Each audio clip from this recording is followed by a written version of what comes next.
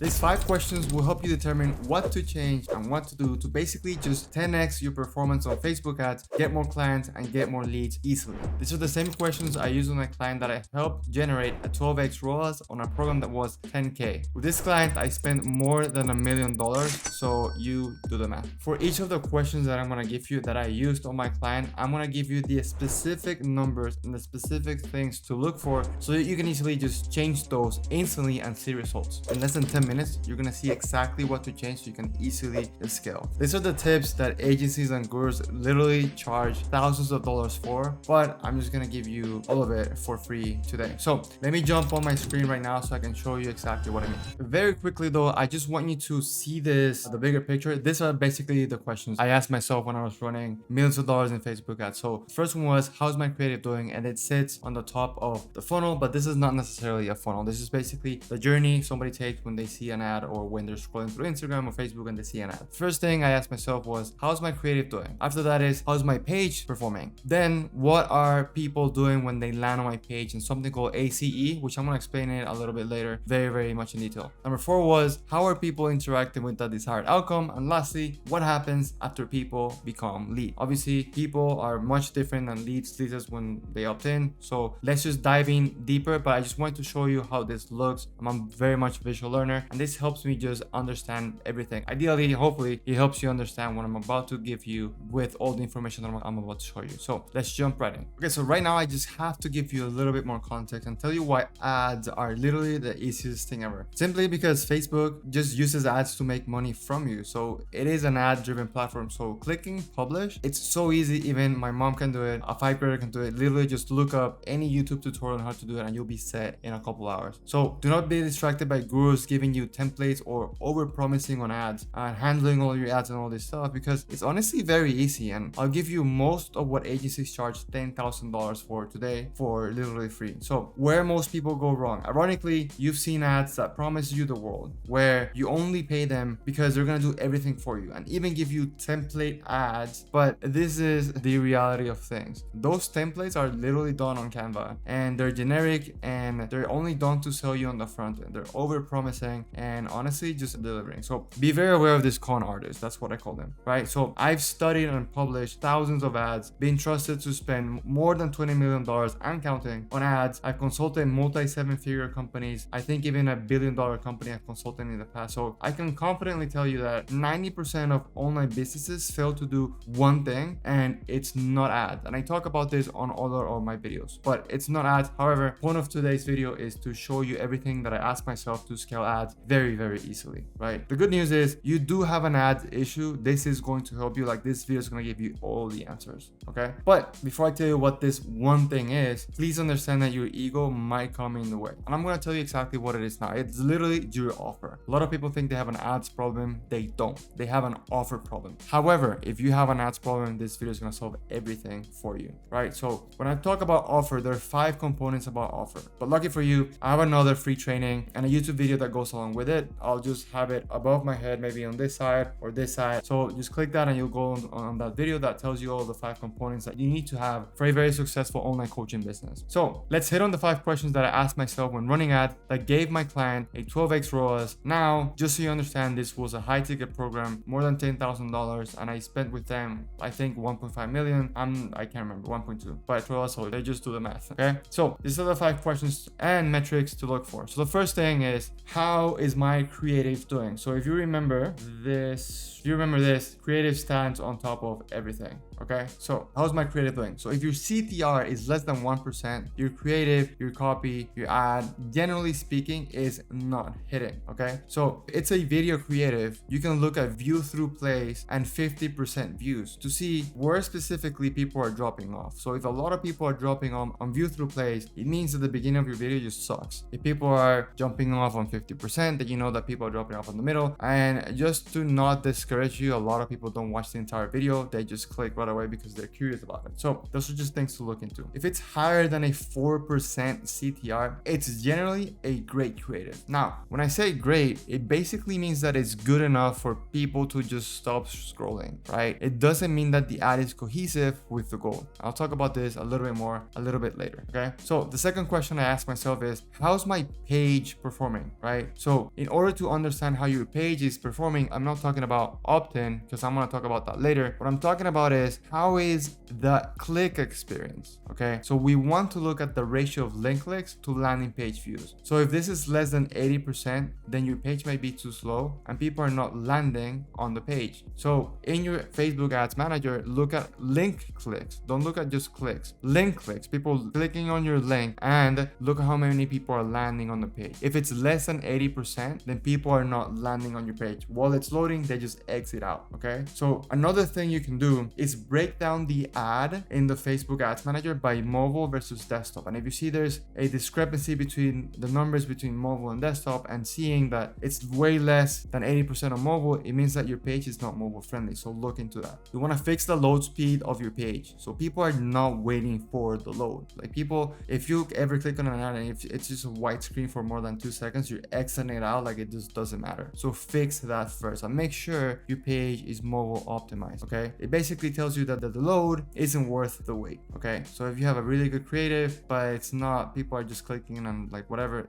there's something wrong after people click, right? If it's more than 80%, it means that people are waiting for it to load and they want to see what's on the other side. Super simple, okay? Third question I ask myself is, what are people doing when they land on my page? This is the AC, which is the after click experience. This is usually measured by landing page views to opt-in. So how many people are landing on your page and actually opting in? This is a percentage, right? So if it's less than 20% opt-in rate, then your page isn't really clicking. It's not good. It's not incentivizing for opt-ins. You have weak copy. You have a weird layout that's hard to follow. There's not a big enough promise for people to opt in. It's not really interesting, or it's not cohesive with the ad. Maybe in the ad, you say something, and when they land on your page, you give something, so it's not cohesive and they just exit out, right? If it's more than 20 to 30%, then your page is doing right on average. So you could easily do an A/B test to see what you can improve on. Test the headline, test the layout of your page, and you can use a tool like Hotjar, which basically is like a heat map, and see where people are scrolling and where and why people are exiting it out, okay? If it's more than 30%, then you're doing, better than average. So you can do A/B test if you want, but you're doing better than average. The fourth question is, how are people interacting with the desired outcome? This basically measures the pain or solution efficacy. So how big is the pain? How big is the solution you're promising? And how are people interacting with it? So are they downloading the opt-in? Are they opting in correctly? Are you getting questions, engagement, or emails back and forth when people download the thing, they watch the thing? For example, if it's a lead magnet, are people replying to your emails after you send it to them? Or if you're doing a webinar, are people commenting, staying engaged, or watching most of it? These are the things you have to measure to see if it's a good thing. Okay, are people like interacting with your thing? Are people using the tool? Like what you're offering, is it good enough for people to actually use it? Which is important. Like if you're doing a lead magnet, you want to make sure it's a good thing, like it's actually a good thing, okay? Which is very, very important, which then leads us to the next and the last step. And by the way, I'm gonna give you I think 8 extra tips on how to make sure your ads convert. So I'm gonna give you more stuff at the end of this video. So number 5 is, what is happening after people become leads? Okay, so are people traveling down the funnel, like further down the funnel? Think of booking calls, becoming clients, or just taking that next step that you promise or that you want them to take after they download your thing, watch your video, watch your webinar, go through your training. In the coaching space, in your space, if you're working this and you're a coach, then you want to get people on the phone. If it's triage calls, it's demo calls, people want to speak to you, to work with you, that's the next step further down the funnel. So our leads now, because they opted in, they are leads going down the funnel. So looking at a 2 to 5% conversion rate is healthy, but it depends. But usually this number is kind of healthy. So 2 to 5% of all the people who opt in, we want to see them become either booked calls or become clients ideally, or something that's further down the funnel. So in order for this to happen, you have to understand that it's not just the lead magnet that's doing all the job. You have to have the right systems in place, okay? So there needs to be a really good follow-up system, okay? okay? You have to have follow-up systems, sequences, and automations. In order to make sure they're good, you gotta measure open rates, you wanna measure click rates, you wanna measure response rate, all those things to make sure that your follow-up sequence and automation is actually working. Right? You want to make sure you're doing manual follow-ups. So if you have setters, you want to make sure they're manually following up with people, seeing if they got the thing. Right? You want to do triage calls. So if you're collecting phone numbers, call them and see if they got the thing. Like, be a good coach. Like, your coaching starts before somebody becomes a client. Okay? Then you have to have a proper booking system in place. So easy for people to go further down the funnel. You don't want to make it hard. You don't want to add up too much friction. Okay? And in order to see if the system is good, you want to measure no-shows, you want to measure pitch rates, you want to measure close percentages. All those things will help you determine if this number 5 is actually going well, right? If everything above anything that I said is weak, then you have to improve the lead magnet or the follow-up material. So is the lead magnet good enough for people to say, I want to work with this person? Or are people actually using the thing up here, but not really following through? And is it because of your follow-up stuff, your follow-up material? Okay, so that's pretty much it. All those 5 questions. Again, how is my creative doing? How's my page performing? What are people doing when they're on my page? How are people interacting with that desired outcome, which measures the paid solution efficacy? And lastly, what is happening after people become leads? And now I want to give you a couple extra tips. I'm going to run through this real quick, but basically how to make sure your ads convert. TLDR, you have to have a clear golden offer that really solves the problem people are desperate to fix. Okay, so here are the main points to make sure your ads perform as good as they can. Again, I'm going to run through this because I'm going to tell you at the end why none of this is important if you don't have one thing. Your ad should have one and only one action. Either click, message, learn more, apply. If you want more leads, usually Facebook gives you like a lead opt-in form, usually gives you trash leads. So I recommend not doing it, or at least testing it.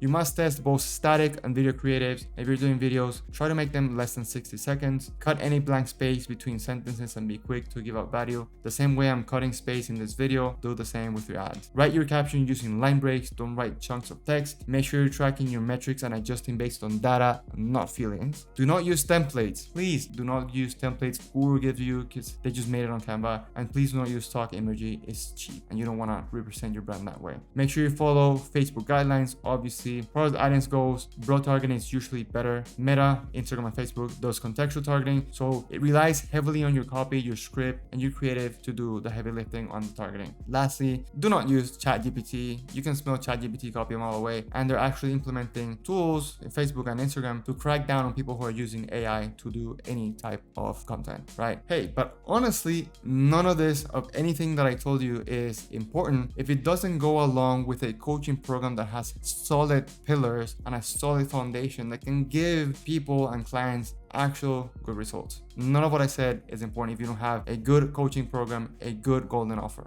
All of these things need to be solidified before you start running ads. Again, ads are the easiest part. I just gave you a ton of tools to do ads very, very good, but you have to do everything that comes before the ad. So if you want to see exactly what I mean with everything that comes before the ad and all the systems and all the funnels and everything that you have to have in place and how to have a golden offer, then click the video that I'm linking somewhere here, and that's going to take you to a video that tells you exactly what you need to do. And if you're interested in learning more, I'll leave some links down below. But for now, if you like this video, like it. And if you have any questions, just reach out to me. My DMs are always open, and I'll see you on the next video.